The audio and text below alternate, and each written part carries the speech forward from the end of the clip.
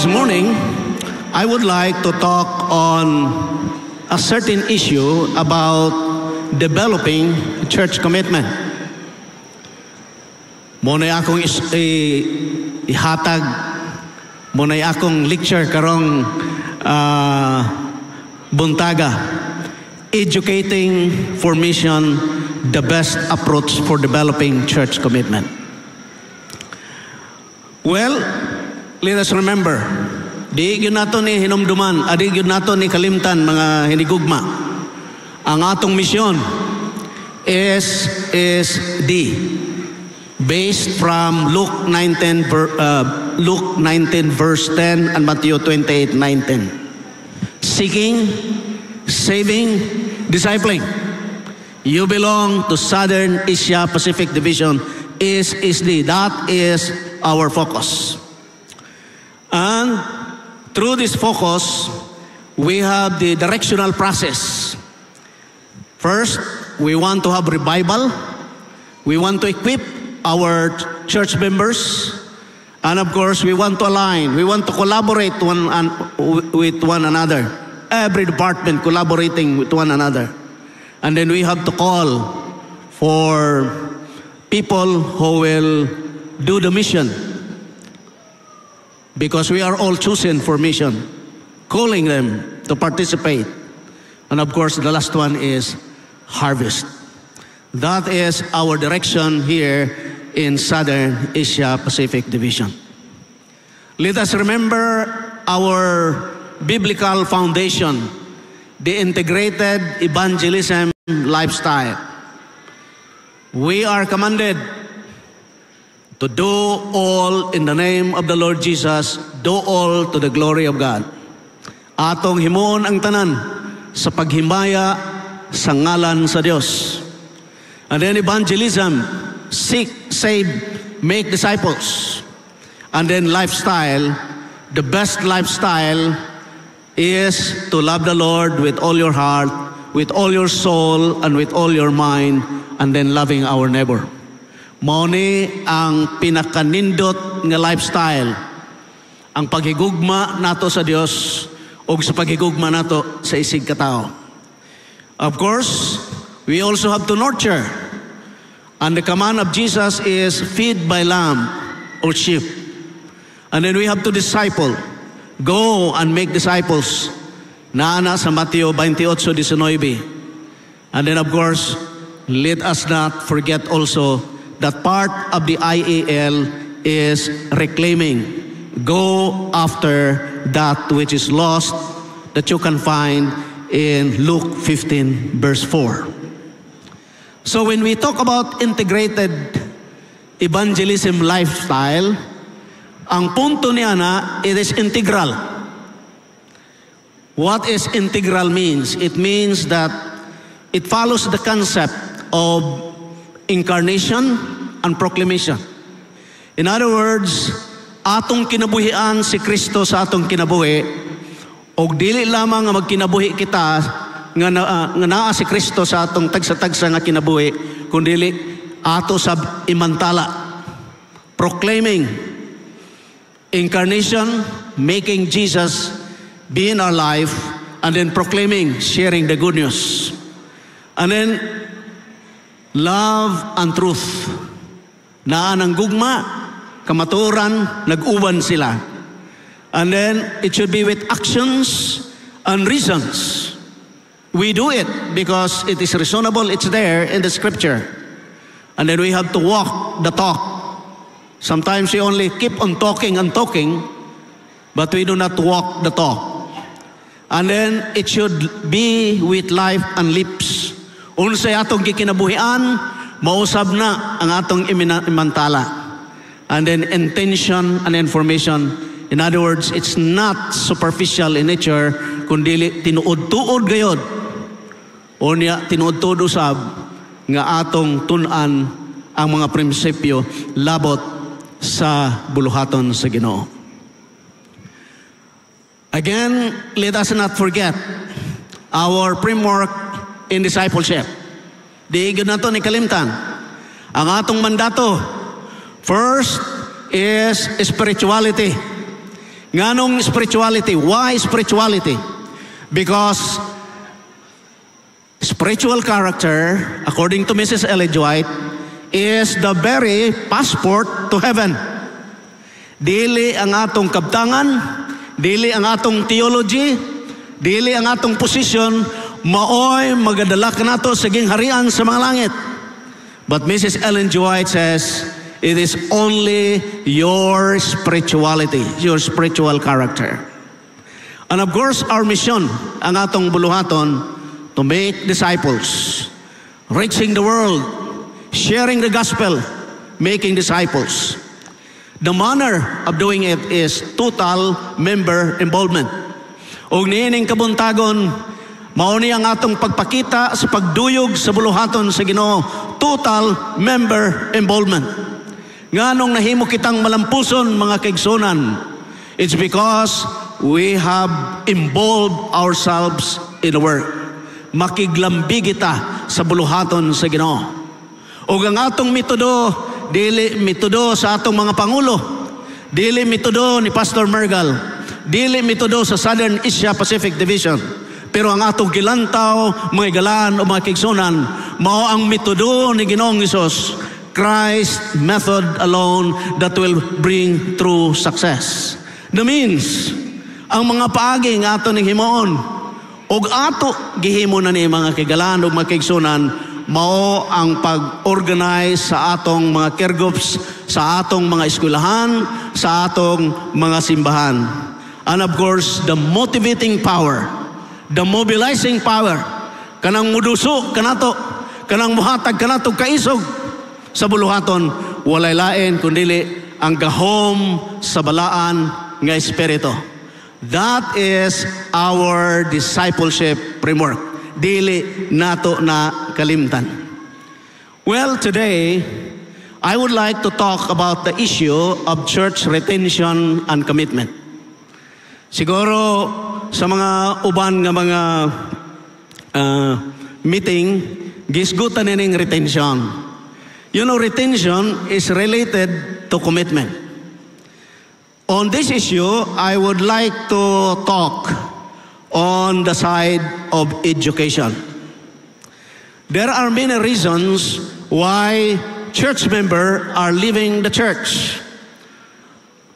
Niyang report sa 2015 sa SSD Secretariat, ningon din weak foundation before baptism, lack of nurturing, lack of friends, and warmth in the church were among those cited as causes.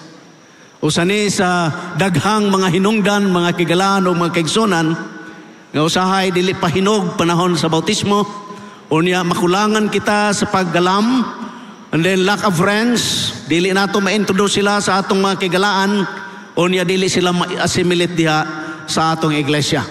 Mauni ang mga usas sa mga hinungdan, ngano ang atong mga gilaan nga bag-ong nga nabautismuhan, bisan pa ang mga karaan sa iglesia, usahay mugawas diha sa iglesia. So, how the school? We are going to the school now. Because our slogan for this quinquennium is educating for mission. The role of Adventist education sa issue sa retention o sa commitment. Hatagan nato ni o gamay nga paghisgot may tungod sa atong mga eskwelahan. Unsay role nila sa issue sa retention o sa commitment. My dear friends, my dear church members, I would like to share to you what Ellen G. White feels about Adventist education, particularly the school. Niyang iyang ingon sa Fundamental of Education, page 226. Mingon siya, of all institutions, sa tanan nga mga institutions sa kalibutan, the school is the most important. Ang mga tulonghaan kuno mao'y labihan ka mga hinungdanon nga institusyon sa kalibutan. Wow!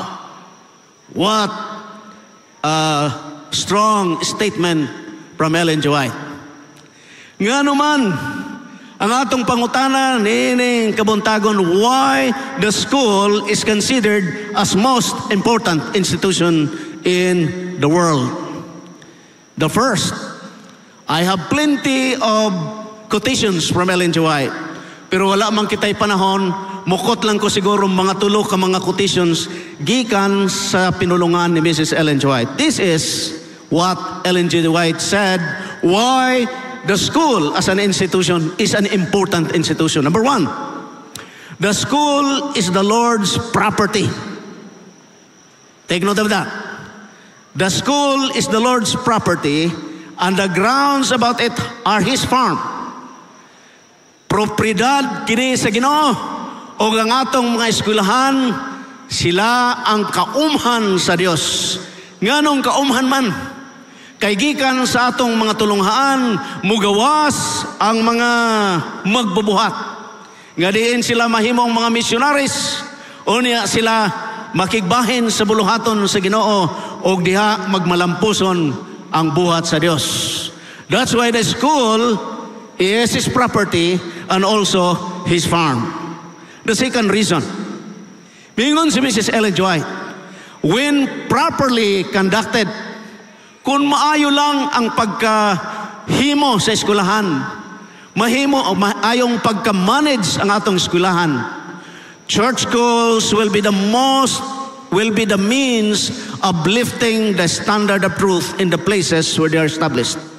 Ang ato kunong mga tulunghaan, maoy ahensya, instrumento sa pagpataas sa bandila sa kamatuoran sa Dios. Daghan nato na, daghan tag mga kasenatian ni ana, na ay mga testimonies nga diin pinaagi sa atong eskwelahan, daghan kaayo unsa nadala ngadto sa kamatuoran. Mauna nga ang atong eskwelahan gitawag siya nga center of influence. It is a means of influencing people to find the truth. Ikaduha na nga rason why the school is the most important institution in the world. The third, our schools are ordained by God to prepare for His great work. Here, the children are to be instructed in the special truth for this time and in practical missionary work. Kini di ay atong mga tulunghan, giordinahan sa Dios aron sa pagpreparar sa atong mga kabataan nga mahimo silang unsa, malampuson sa buluhaton niining kalibutan, o mahimo silang maunsa, mga missionary, mga magbubuhat sa Ginoo. Maunay the main function of the school. The second reason why the school is most important, because it is God's plan from the beginning. Plano gyud ay gini sa Ginoo gikan pa sa sinugdanan. Nga naman, kay didto sa modelo nga eskwelahan didto sa tanaman sa Eden, gipakita na unsa ang prinsipyo sa Christian education, o karon matawag nato Adventist education. Dito sa tanaman sa Eden, makita nato ang mga estudyante, mga magtutuon, si Adan og si Iba. O niya ang garden sa Eden, gitawag nato nag-eskwelahan. O niya ang ilang mga textbooks, mao ang kinayahan. O niya ang ilang course of study, kadtong mga physical activities nga gihatag sa Ginoo sa kanila. O niya ang Ginoo mismo, God Himself, was the teacher. Mao na nga si Mrs. Ellen G. White nag-ingon, the system of education instituted in the beginning of the world. Unsa na ang sistema? Sistema sa garden sa Eden. The system of education instituted at the beginning of the world was to be a model for man throughout all after time. As an illustration of its principles, a model of school was established. Asa? Dito sa tanaman sa Eden, mga hinigugma kong mga igalaan o mga kaigsunan. Unsay tumong og tuyo nining eskwelahan. Niyang tumong og tuyo Si Mrs. Ellen G. White mingon, in the highest sense, the work of education and redemption are one. Ang buluhaton sa edukasyon o sa pagluwas, isa lamang sila.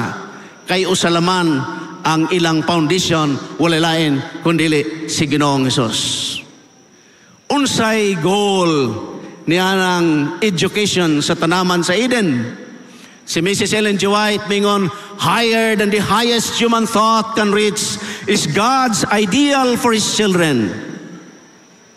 Godliness, godlikeness is the goal to be reached. Maunay dako nga tumong og tuyo ngano nga atong paeskwelahon ng atong mga kabataan. Ngano man kay ang ideal sa Ginoo nga sila mahimong Dios nun, mapariho ang kinaya nila kang Kristo, unya mahimo silang kandidato og mga lublupyo didto sa gingharian sa mga langit. Mauna nga si Mrs. Ellen G. White nagpahinumdum.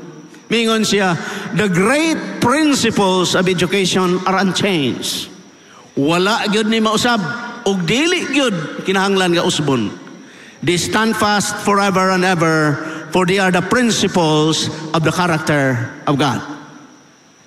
Kanang mga prinsipyo di ay nga gitudlo sa eskwelahan, mga prinsipyo nga iya sa Ginoo, nga maoy mag-andam sa atong mga kabataan aron sila mahimong lumulupyo niya ng gingharian sa mga langit. Mao na ang atong education nakigduyog sa Southern Asia Pacific Division, SSD, Seeking Saving Discipling. Ang Adventist Education sa Southern Asia Pacific Division naasab gitawag SSD. Ang primerong S, scholarship, seeking and learning truth.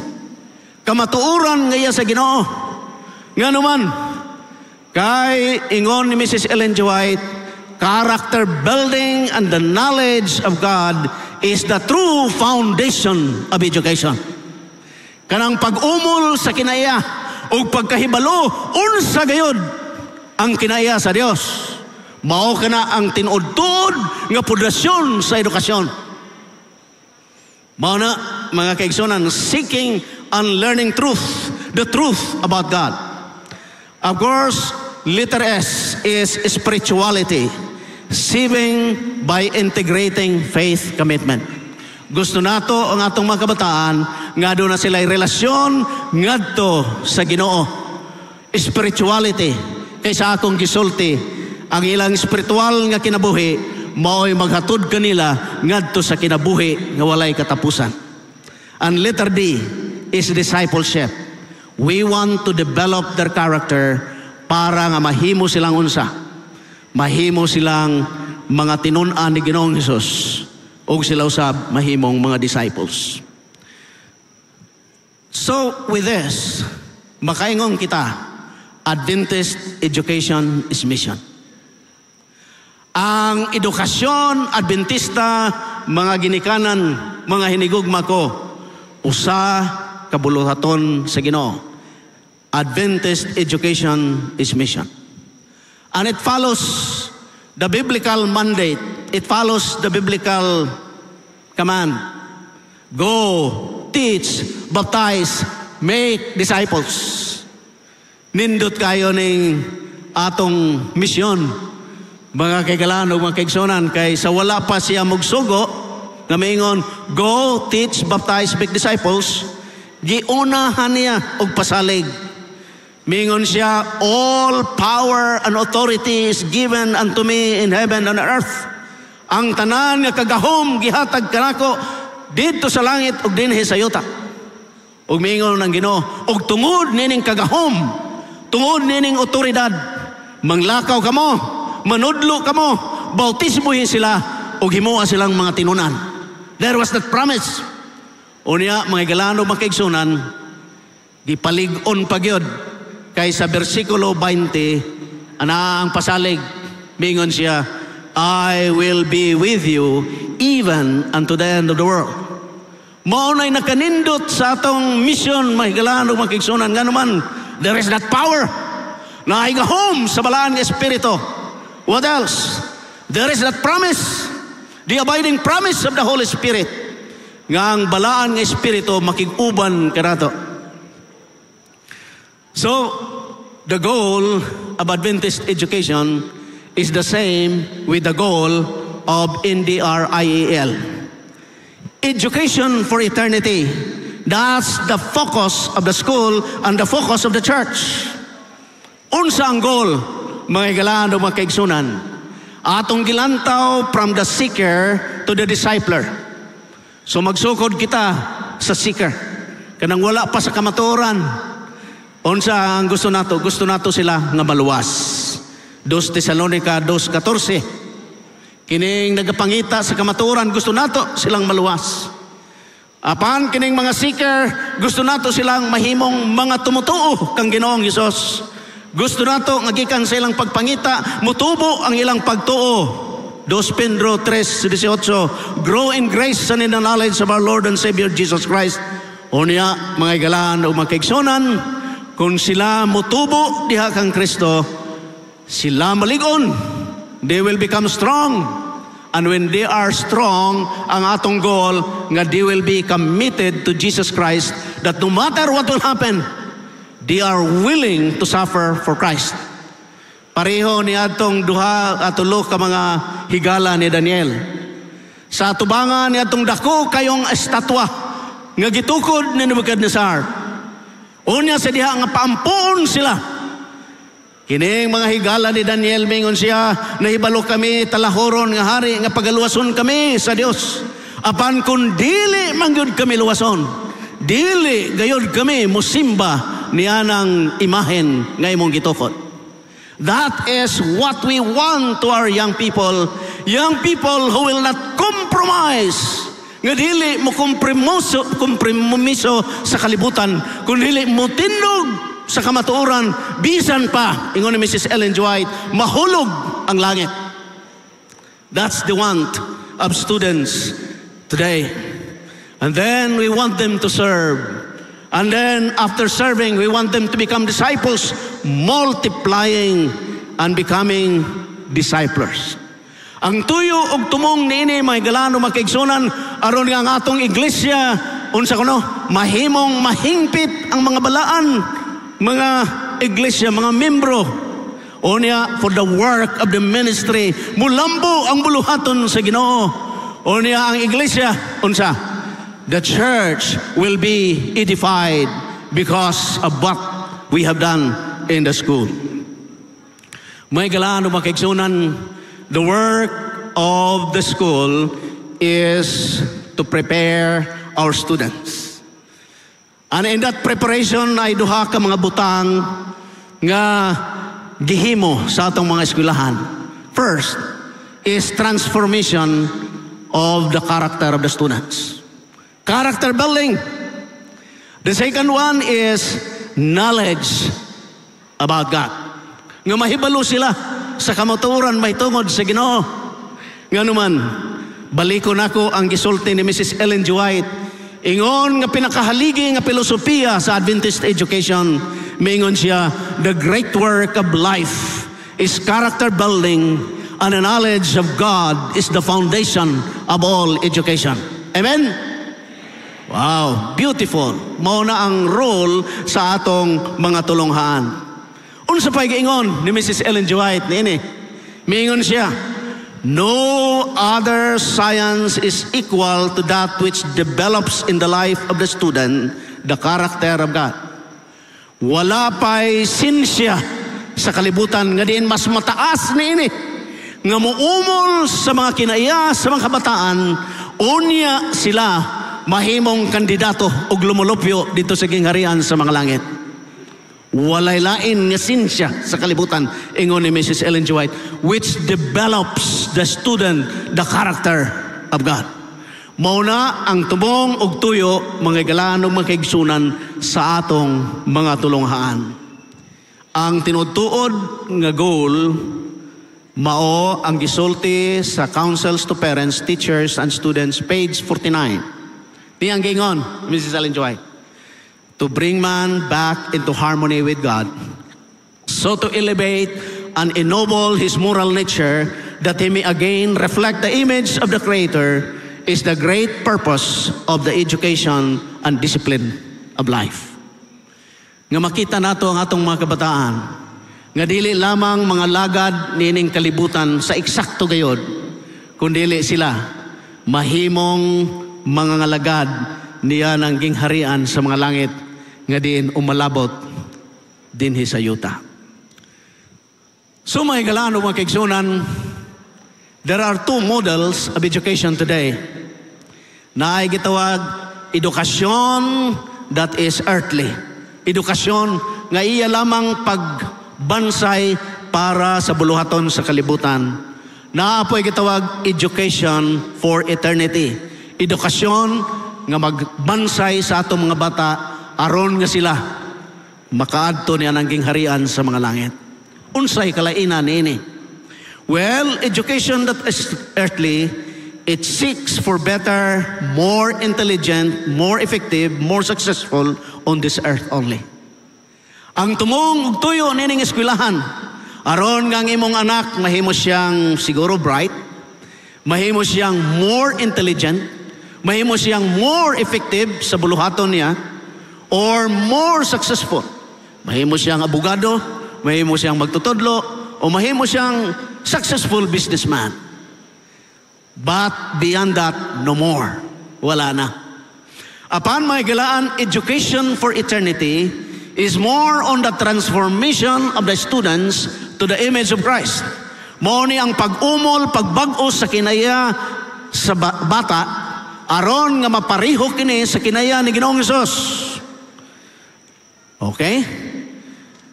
Education that is earthly is driven by reason to survive. It's survival. Survival. Para nga magkadunay kwarta, dili magutban, but after this, no more. But education for eternity, it is driven by revelation, which brings through reason, resulting spiritual decision. In other words, muadto ta sa balaan nga kasulatan. Mao ba ang kasulatan ang tinuod nga rason ngano nga mohimo ta ang mga desisyon sa atong kinabuhi nga moalagad ta kang Ginoong Hesus. Education that is earthly is concerned with business, money, people, issues, and earthly pursuits. Ako na nang gisulti kanina. But education for eternity is concerned with things that last.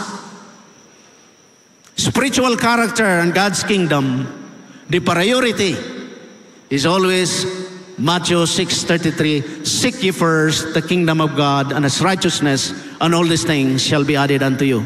Pangitaon usa nato ang gingarian sa mga langit, o kanang mga butang, ato rang mahuptan. Education that is earthly's primary goal is fitness for the world. Alang labang niining kalibutan kana klase sa edukasyon. Pero education for eternity, its goal is to prepare students for the service of this world and citizenship in the world to come. Duha ang katuyuan sa Adventist education. Aron mabansay ang atong mga kabataan nga sila mahimong epektibo nga mga ngalagad magbubuhat niining kalibutan og labaw sa tanan. Sila mahimong magbubuhat alang sa gingharian sa mga langit, og sila makapuyo niya ng gingharian ngayang giandam. So, unsa ingon ni Mrs. Ellen G. White? Ningon si Mrs. Ellen G. White, our schools are to be educating schools. Mo nang tumong tuyo. And training schools, preparing students to grasp the greatness of the work. Kanang greatness of the work, unsa na? Kanang greatness of the work means working for God, being a missionary, doing the best for the Lord. That is greatness of the work. Worldwide, ang atong eskwelahan, ang atong iglesia, gipanalanginan, mga igalaan, ug daghan kayong mga eskwelahan. In fact, ang education department, mo'y pinadakadako nga departamento sa atong iglesia. Mao na nga ang pinakadako nga budget nga gihatag diha sa education tungod kay daghan kayo ang atong mga eskwelahan. Ang atong mga tertiary institutions composing of colleges and universities sa tibuok ng kalibutan, aduna kitay 162,335. Kini nga record niadto pa ni sa 2021. Naanay mga bag-ong nga mga kolehiyo nga naestablisar. By God's grace dinhi sa Pilipinas, madugangan na sabta og another college, mao ang umalabot natong college nga mo open next year 2025, mao ang Palawan Adventist College. Wow, beautiful. Palawan Adventist College. We have worker training institutions. Pag-train sa atong mga workers, naatay 7,263. Ang atong mga secondary schools, 637,723. Ang atong primary schools, naatay 1,237,388. Mga kaigalaan o mga kaigsunan, ang Adventist education, maoy number 1, sunod sa Roman Catholic. Wow, beautiful. So all in all, we have 2,044,709 mga institutions nato sa ato nga iglesia. Dinhi makita nato ang atong statistics diri sa Southern Asia Pacific Division. Nakitay 118 institutions, tertiary institutions na na ay workers training niyang SSD education statistics.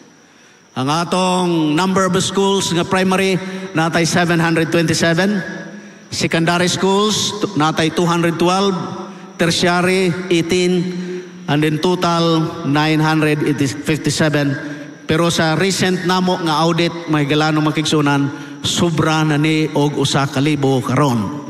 Dili na lang ni 957. Number of teachers, aduna tay 11,661. Karon naatay mga 150. Kini 2021 ni nga record, naatay mga 150,000 students gikan sa elementary ngadto sa atong colleges o universities. 11,661. Mas daghan pa ni sa mga pastors nga magbubuhat dinhi sa atong Southern Asia Pacific Division, mga kagalaan. Apan makasusubo nga sobra 1,000 niini dili mga Adventista. So ano na lang tayo mga 10,000 ka mga magtutudlo nga mga Adventista, pero sobra 1,000 niini dili mga Adventista. Napugusta o employ sa kanila tungod kay sila adunay specialization, sila available, o mauni ang atong challenge sa Adventist education. So Adventist education, considering the number of institutions that we have, the number of teachers that we have, is considered as the longest and the largest evangelistic events. Mga galano, mga kaigsunan, wala pa evangelistic crusade nga gihimo nga din 8 hours a day naa nakababad ang bata gitudluan sa maestra. Diha lamang kana nahitabo sa atong mga eskwelahan. Ang atong evangelism usahay 5 days humana. Pero ang atong mga kabataan, mga galaan o mga kaigsunan, sa usa ka tuig naa sila gitudluan sa magtutudlo may tungod sa prinsipyo sa kamatuoran. Sa ato pa hinug kaayo sila sa diha nga mugawa sa eskwelahan. Mao na ang gitawag nga kun naa may the longest and the largest evangelistic events kana naa sa atong eskwelahan. Amen. Okay. So atong tanawon kining record sa Southern Asia Pacific Division. Aduna tay 727 school sites. O kung mga schools, nga naay 5,361 teachers. Mga young people, nga naa sa atong secondary schools, naatay 4,465. O niya, doon natay 212 or 283 ka mga academies. So kada adlaw naatay 45,582 students nga naminaw sa pulong sa Dios, pinaagi sa teacher ingon nga evangelist. And then a total kada adlaw aduna tay gikandak nga 957 pinakaminos 957 nga mga eskwelahan nga kanunay nagatudlo nianang 150,000 students now at present enrollment nga ang mga evangelist adunay 11,661. Wow, beautiful. Mauna nga ang atong Adventist education is considered as the longest and the largest evangelistic events. Ug ako ning na-experiencehan 2 weeks ago dito kami sa Mindoro. We were in Mindoro. We organized the 76 teachers sa bag-ong misyon dito sa Mindoro. Gikatag-katag ang mga teachers, different schools, naghimo og wali, reaping campaign. And by God's grace, may galaan o makaigsunan, there were 244 souls that were baptized as a result of evangelism. Dinhi sa inyong misyon, yun, mga galaan o mga kaigsunan, the Kids for Jesus. Duha kami unions. Nagsugod sila, simultaneous. Ang mga speakers, dili mga teachers, kundi mga bata. Gitrain, gipamemorize ang mensahe.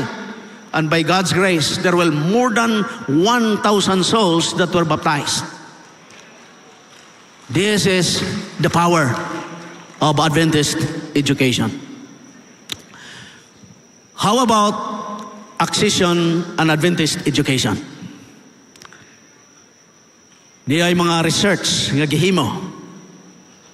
May tungod sa eskwelahan the role of the school when it comes to accession or membership accession sa atong iglesia. Niyang research. Ang pagtuon na gaingon, nga kung ang bata wala siya Adventist education, walay hanaw may tungod sa Adventist education, ang tsansa nga siya mabautismuhan is only about 59%. Tungod sa balaan nga espiritu, 59% kung wala siya Adventist education. Apan kung siya naka-eskwela usa o sobra usak ka tuig nga doon na siya Adventist education, ang research na gaingon nga siya ang tsansa nga siya mabautismuhan 84%. 1+ years in Adventist education. Apan kung imo siyang ibutang hangtod sa 12th grade 11+ Adventist education, ang research na gaingon nga 96.9% nga kining bataa mahimo gayod nga Adventista. Amen? So, asa ninyo ipadalangin yung mga eskwelahan, ang inyong mga kabataan? Kung gusto ninyo ang inyong mga kabataan, mahimo silang ligon, mahimo silang adunay relationship, adunay commitment sa Ginoo. Ato silang dalon dito sa atong Adventist education. Di na pagtuon. Kini mao ang gitawag joining the church and never joining the church. Kung wala gani Adventist education, ang research na gaingon nga 61.7% nga sila makig-uban sa iglesia. They will join the church. They will become member of the church. Kung naa sila Adventist education, 95.4% they will join with the church. They will identify with the church. Siguro dili naman sila mabautismuhan, pero they will identify with the church. And then, kung sila up to 12th grade of Adventist education, 100% kayo nga sila mo join sa iglesia. That is accession. Being member of the church. So mga kailangan makigsunan kung gusto nato nga daghan pagyod nato nga mga membro sa iglesia, atong establisar, tukuro nato ang atong mga eskwelahan. About retention, this is now church commitment in Adventist education. Na ay pagtuon nga gihimo nga dunay 15,000 ka mga estudyante hatong mga tulunghaan sila gisurvey may tungod sa impact sa Christian education sa ilang kinabuhi. Na ay tulo ka mga dagko nga mga butang nga nakita nining pagtuon. Number 1, church loyalty. In other words, ang mga kabataan mingon, ang Adventist education sa among pag-eskwela, nahimo kaming committed, loyal sa Adventist Church. Ikaduha, Adventist Orthodoxy. Ang ilang kalantip kay balo may tungod sa pulong sa Dios. Midako gayod. Midako. And then, of course, ang ikatulo din ang ilang commitment, their intention to remain in the Adventist Church. Sa maong survey mingon, 81% of all students said, attending an Adventist school is the most important thing that has developed my religious faith. Ang pag-eskwela diha sa Adventista nga eskwelahan, mao'y mahinungdanon nga mga butang, ingon pa sa survey, nga diing nakatabang kanako sa pag-develop sa akong pagtuo diha sa Ginoo. Ang mga estudyante nga gisurvey, maingon sila, Adventist education help them be committed to Jesus Christ. Commitment. Number 2, makes the relationship to Christ stronger. Ang ilang spirituality and make their religious life important. And the last one, of course, is provide work values.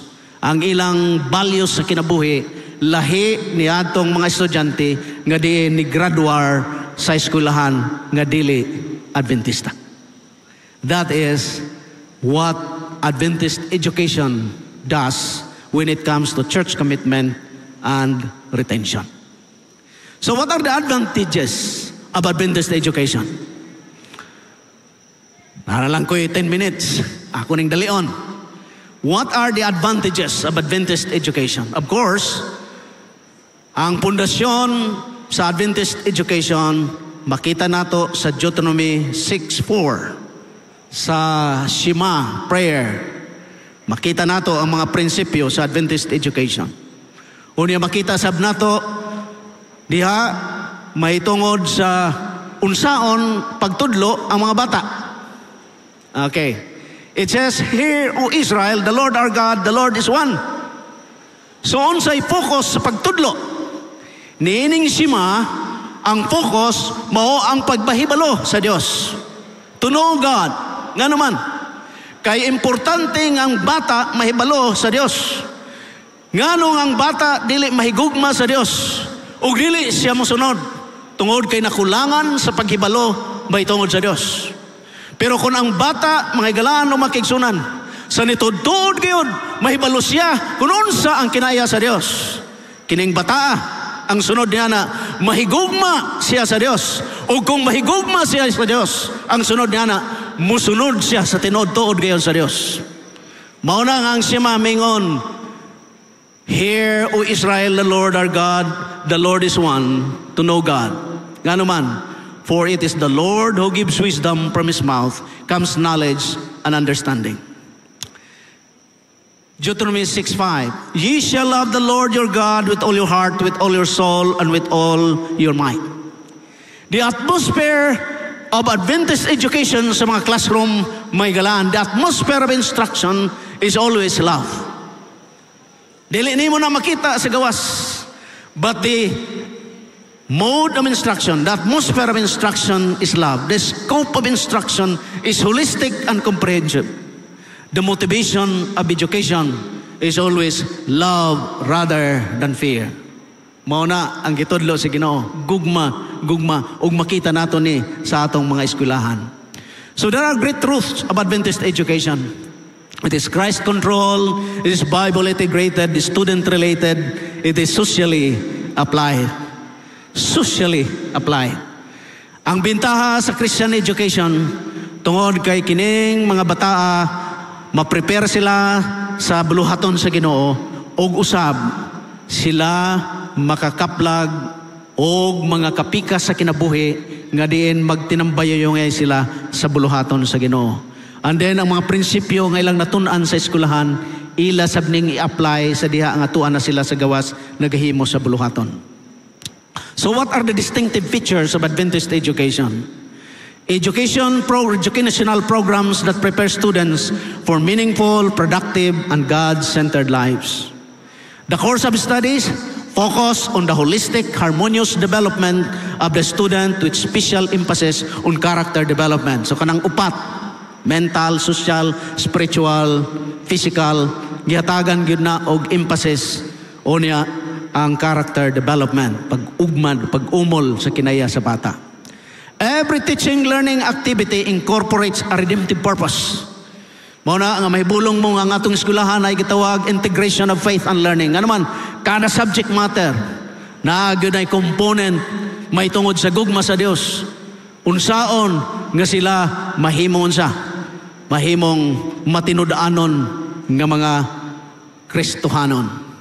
The models, methods, and teacher strategies that seek to foster their students a commitment to humility, sincerity, and excellence. Mao ning gitudlo sa atong mga eskwelahan. Pinaagi silang mga magtutudlo, mga model sila, mga pamaagi, o ang strategiya sa mga magtutudlo sa pagtudlo, mao ang pag-umol sa mga bataan nga sila mahimong mapainobsanon, o niya sincero sa buluhaton sa Ginoo, o niya sila moiksil sa buluhaton sa Ginoo. Number 6, distinctive feature of Adventist education. The education endeavor is configured in such a way as to lead students to an experiential knowledge of God and of His truth. Dili lamang theory, kundi teorya and then i-apply ang teorya nga ilang nahuputan o kini diya sa eskwelahan. It's more of the application of all of the theories. Synchronizing the heaven curriculum with the holistic curriculum. Makita nato nga ang kinaiya nga Kristohanon gimodel sa mga magtutudlo haom didto sa tinatawag nga holistic curriculum nga gihatag sa eskwelahan. Mga kabataan, mga kaigalaan o mga kigsonan, mauni ang Christian education. Well, wala na ko'y panahon. Ako pauntang ihatag sa inyo ang akong study may tungod sa gitawag nato nga church commitment. Unsaon nga ang atong mga kasimbahanan mahimo sila nga unsa nga committed. You know, I wrote another dissertation and I defended it in 2021. Ug ni ang akong nakita, this is a study all throughout the division.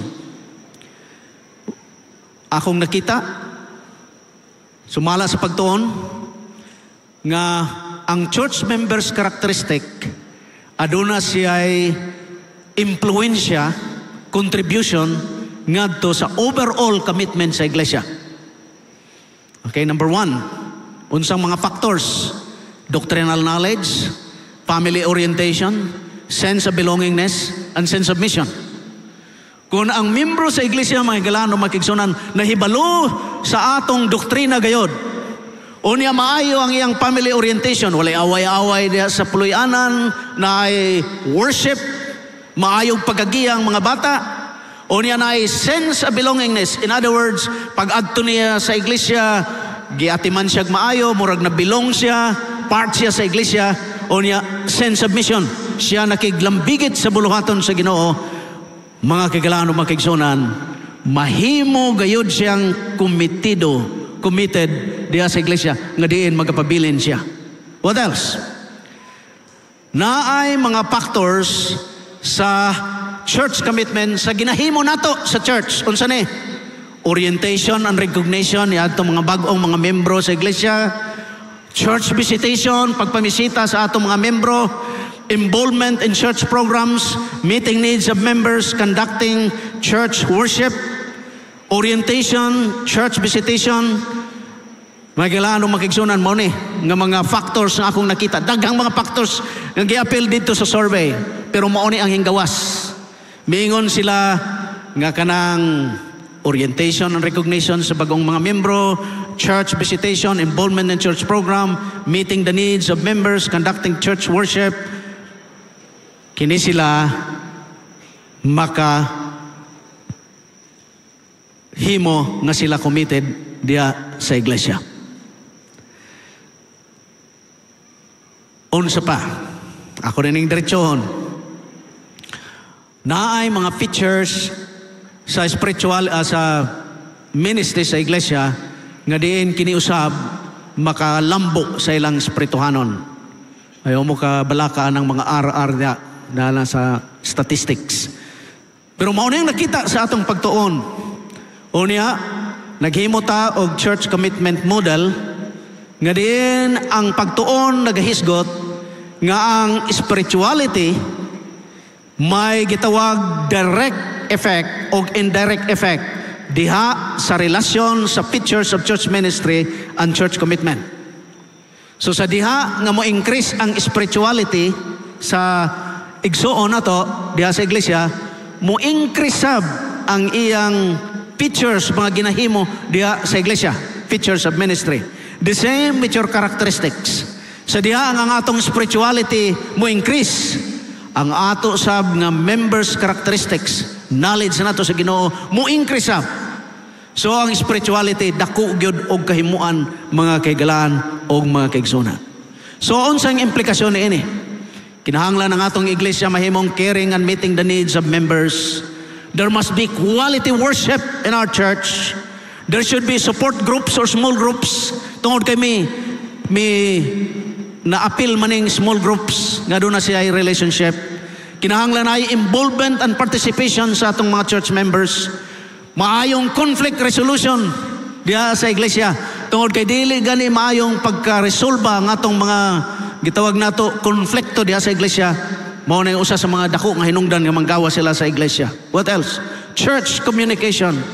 Kanang communication sa iglesia dako gyud ang mahimo. So mga elders, mga pangulo, try to devise a means nga din ang inyong communication maayo diha sa iglesia. Orientation and recognition sa mga bag-ong mga membro.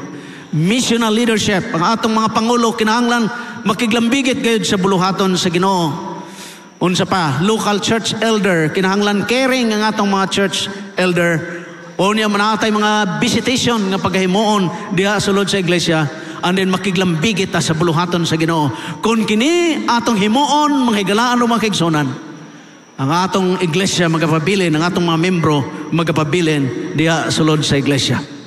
Another one, exposure to church spirituality and program.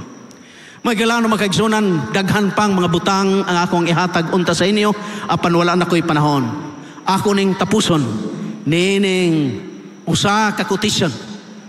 I love to use these quotations. Our modus operandi. Ang atong buluhaton. Mingon ang usa ka magsusulat. We are not to preach sociology but salvation. Not economics but evangelism. Not reform but redemption. Not culture but conversion. Not progress but pardon. Not new social order but new birth. No, not revolution, but revival. Not resuscitation, but resurrection. Not new organization, but new creation. Not democracy, but the gospel. Not civilization, but Christ. Remember why we are here. Because we are ambassadors, not diplomats. God bless you this afternoon.